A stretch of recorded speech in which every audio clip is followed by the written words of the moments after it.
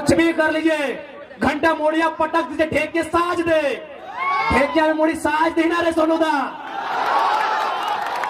विधायक के बन के रहे विधायक के आधे मंत्री मन लोग के पता हो, बसंत सोरेन, कल सीता सोरेन, परसों कल्पना सोरेन, और बाद ओकर बेटियन बनतो, लेकिन तोरा ना पूछ तो ले कह देंगे।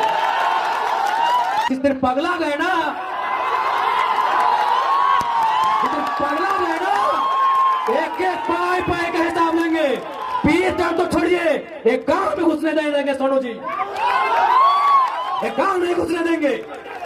बहुत बड़ा सरकार का नोनो बन के बैठे हैं, एक गांव नहीं घुसने देंगे। पीर टाड़ का मजाक समझ लिया क्या? केस करेंगे, चुन चुन के केस करेंगे, अरे घंटा कर लेंगे केस से। आपरी अगर केस की धमकी हुई ना सोनू जी, माननीय श्री श्री विधायक जी, कसम से केस हमारा थाना में होगा, लेकिन बाकी सुन लीजिए, आपके सर का केस नहीं रहेगा। केस करने की धमकी देते हैं, सरकार के गोद में बैठे हैं। अरे कितना गोद में बैठिए, सरकार आपको दलाली ही करवाएगी, मंत्री तो बसंत सोरेन को ही बनाएंगे। सुनिए, श्री सुदीप कुमार सोनू जी, आदरणीय बड़े भाई, बिल्कुल बड़ा भाई है आप, ये जो दलाली कर रहे, चमचाई कर रहे सरकार की, कुछ भी कर लीजिए, घंटा मोड़िया पटक दीजिए, ठेके साज दे, ठेकिया में मोड़ी साज दे ना रे सोनूदा। विधायक के बन के रहे विधायक के आधे मंत्री मन लोग के पता हो, बसंत सोरेन, कल सीता सोरेन, परसों कल्पना सोरेन, और बाद ओकर बेटियन बनतो, लेकिन तोरा ना पूछ तो ले कह देंगे। केस करते हैं, केस क्या करते हैं जी? पुलिस आपका, प्रशासन आपका, गोली मरवा दीजिए, केस क्या करते हैं? आप तो राजा है ना, सरकार आपकी है, केस क्या करते हैं? गोली मरवा दीजिए। बायस नेचर के आदमी कहीं के, मन पापा सब कहीं के, लोकतंत्र के बात करते अखनी, बेशरम सब कहीं के। और सबसे दुर्भाग्य की बात है कि आप गठबंधन के हिस्सा लगे, और गठबंधन के सबसे बड़ा नेता पंडित नेहरू के पढ़ल लिखाए, और बात करते लोकतंत्र के। अरे ना पढ़ल है, आओ क्लास देवो, आओ क्लास देवो। झंडा मैदान में कार्यक्रम किस आधार पर नहीं मिला, ये जिला प्रशासन से पूछना चाहेंगे। क्या वो किसी की बपोती है? यदि लोकतांत्रिक भारत है तो झंडा मैदान में हमारे सभा को अनुमति क्यों नहीं मिली? खैर कोई बात नहीं, आपने हमें झंडा मैदान में जगह नहीं दिया ना, आपका हर एक झंडा 2024 में कबाड़ देंगे विधायक जी, याद रखिएगा। ये पक्ष विपक्ष की राजनीति करते हैं, ये पक्ष विपक्ष की राजनीति करते हैं। ये कहते हैं कि हम भारतीय जनता पार्टी के विपक्षी हैं, और आपको जानकारी होना चाहिए, ये दोनों साड़ू हैं, ये दोनों साड़ू हैं। सुदीप सोनू और निर्भय शाहबादी, ये दोनों साधु हैं। दोनों का कंपनी में, फैक्ट्री में 50-50 का पार्टनरशिप है। ये दोनों साधु, ये दोनों साधु, झारखंडी बुड़बक, ये दोनों साधु है। खाली झूठ मूठ में लोग ड्रामा करता है, इसलिए अब ना यहाँ एनडीए की बात होगी, न यूपीए की बात होगी, तो झारखंड की माटी में इस मिट्टी को बचाने की बात करेगा, उस पार्टी की बात होगी। दोनों सालू है। सुने डीसी का भी योगदान है, अब वर्तमान की पूर्व नहीं मालूम। दोनों सालू को डीसी भी सहयोग करते हैं कि कहे आप लोग अकेले माल हड़प रहे हैं, 2-4 हिस्सा हमें भी दीजिएगा। यही हमारे लोकतंत्र की तस्वीर है आपके साथ। बिहार में क्यों पारित हुआ पता है? बिहार में 243 विधायक बैठते हैं, 243 के 243 कट्टर बिहारी हैं। बहुत खुशी की बात है, क्योंकि ये लड़ाई झारखंडी बिहारी, झारखंडी बंगाली की नहीं है। बिहार में ये पारित हुआ। बिहार में 243 विधायक कट्टर बिहार के निवासी हैं। यहाँ झारखंड में आधे गैर झारखंडी हैं, और आधे अगर झारखंडी भी हैं तो माटी के प्रति ना उनका प्रेम है, न समर्पण है, केवल लूटने की मंशा है। इसलिए यहाँ कोई विधायक ठीक से पारित तक नहीं होता।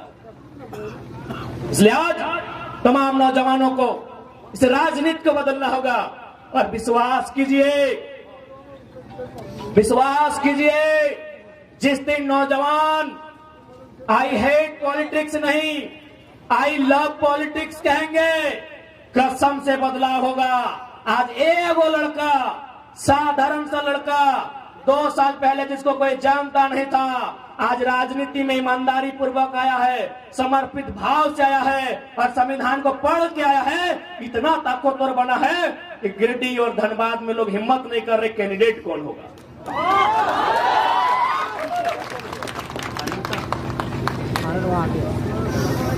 आज हिम्मत नहीं कर पा रहे गिरिडीह और धनबाद के कैंडिडेट कौन होगा।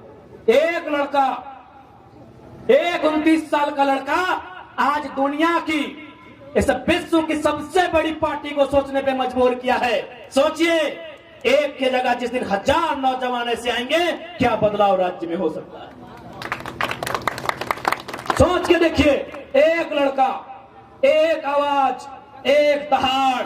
आप दिल्ली आज डगमग है। आज माननीय अमर कुमार बावरी भारतीय जनता पार्टी से विपक्ष का नेता है, इसमें उनकी काबिलियत नहीं है महोदय, क्योंकि वो जेबीएम से विधायक थे, दल बदलू है, लेकिन फिर भी भारतीय जनता पार्टी में सम्मान मिला क्योंकि आंदोलन हो रहा था बोकारो में, और आंदोलन टाइगर जयराम महतो कर रहा था।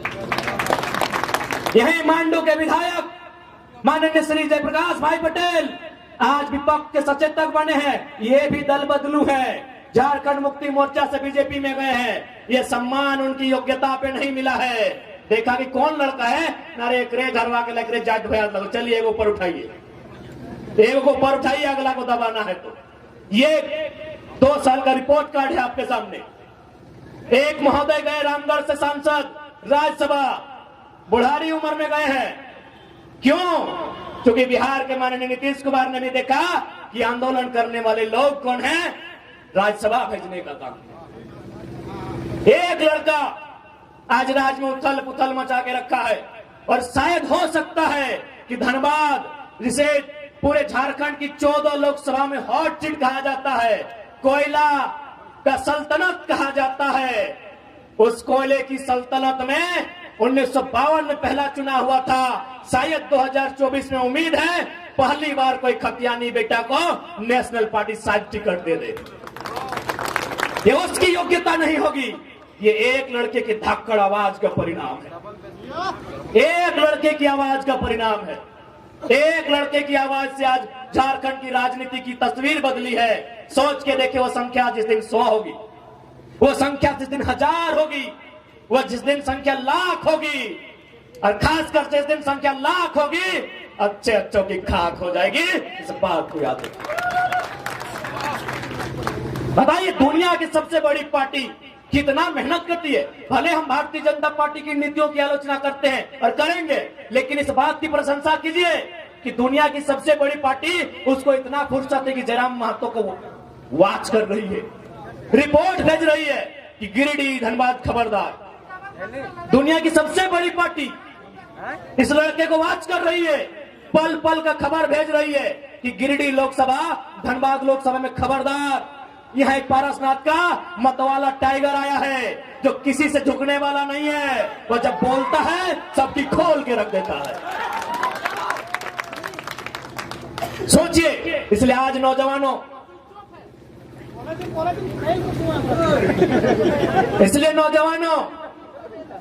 मैं आपसे आग्रह करूंगा, राजनीति को समझिए। इसलिए आप लोग राजनीति को समझिए। राजनीति को नहीं समझेंगे तो हमारा हाल क्या होगा। बहाली आप देखिए ना, जनरल कोटा में 61 बहाली था, 61 बहाली था ना। जनरल कोटा में शिक्षकों की थे ना, जेई, सॉरी माफ कीजिएगा, जेई में 61 बहाली था। आपको जानकारी होना चाहिए, 39 यूपी बिहार राजस्थान के लोग ले गए, आपके हिस्से में 22 आया, और कसम से बोलते हैं उस 22 में भी बहुत सारा बिहार का लोग झारखंडी बना है। अरे ये तो मालूम हुआ कि अभी उसका मूल पता क्या है। बताइए आपके हिस्से में क्या आ रहा है, अभी बताइए। पढ़ने लिखने वाले नौजवान, गिरिडीह, हजारीबाग, धनबाद, ये पढ़ा लिखा क्षेत्र है, पढ़ाई लिखाई में कोई कमी नहीं है, लेकिन देखिए आपके हिस्से को कहां बेचा जा रहा है। हम वोट बेचते हैं, वो हमारी नौकरियों को बेचते हैं। 27 लाख में पेपर लीक हुआ, मालूम होगा आपको, सीजीएल की परीक्षा। आप भी दिए थे, नौजवान यहां बैठे हैं, यहां वो लगता है दर्जनों नौजवान हैं। जो सीजीएल की परीक्षा में बैठे हैं, बताइए कितना अन्याय इस राज्य के साथ होता है। आप सोच के देखिए क्या अन्याय इस राज्य के साथ होता है। आइए सेकता बैठिए। और हमारे बहुत सारे अतिथिगण आए हैं रामगढ़ से, बगोदर से, मनोज दा भी आए हैं, रवि जी भी आए हैं। आप लोग मंचासीन होंगे तो सोच के देखिए क्या व्यथा है झारखंड। चूंकि मेरी आवाज इस ग्राउंड के अलावे चारों ओर जा रही है, वहां शायद अन्य राज्यों के लोग रहते हैं, खासकर बिहार बंगाल के लोग जरूर रहते हैं, उत्तर प्रदेश उड़ीसा के लोग भी रहते हैं। मैं स्पष्ट कहना चाहूंगा, बिहार को हम बड़ा भाई मानते हैं, बंगाल भी हमारा बड़ा भाई है, उड़ीसा भी हमारा बड़ा भाई है। 1912 में बिहार अलग हुआ, 1936 में उड़ीसा अलग हुआ, 2000 में झारखंड अलग हुआ। भैया जब 1912 में बिहार अलग हुआ, बंगाल वालों ने आज तक बिहार में एक भी डाका नहीं डाला है। क्या आपके पास एक भी इतिहास है कि जब बंगाल प्रेसिडेंसी से सन 1912 में बिहार अलग हुआ, उसके बाद बंगाल के किसी मूल निवासी ने बिहार में कोई दखल अंदाजी किया हो? क्या आपके पास डाटा है? एक भी डाटा है? नहीं है, क्योंकि बंगाल ने बिहार को भाई मान के अपना हिस्सा अलग कर दिया। ठीक फिर बिहार से 1936 में उड़ीसा अलग हुआ, क्या बिहार के लोगों ने उड़ीसा में दखल अंदाजी किया है? नहीं किया है। लेकिन जैसे ही झारखंड अलग हुआ, सब लोग यहाँ टांग गड़ा के बैठे हैं। ये दुर्भाग्य का बात है।